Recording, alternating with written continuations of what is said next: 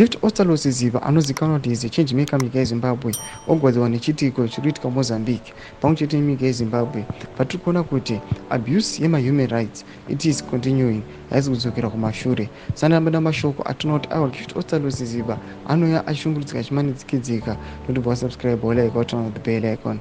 Tipinda pahendo pake Ostallos Siziba anoposta this picture ramuri kuona re-FS which is crying, ichibuditsa misodzi yeropa, akaisa flag yekuMozambique.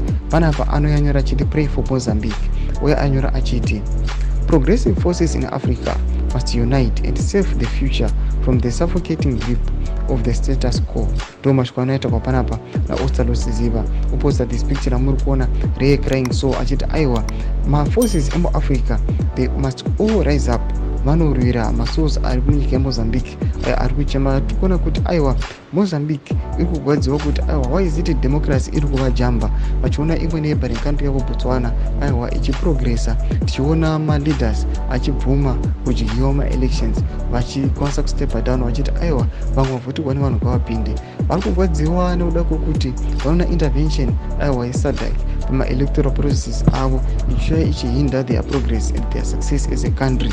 Vari kuona vachiti aiwa this must end, they are now fighting for their own identity, vachiprotesta vachiti aiwa hatingangonzi takakundiwa pama-elections atoziva kuti aiwa our leader wavakavhotera must be on power. Tudze mafungiro enyu moti kudii pamusoro pechitiko ichi. Pinda comment section medu, subscribe or like, turn on the bell icon.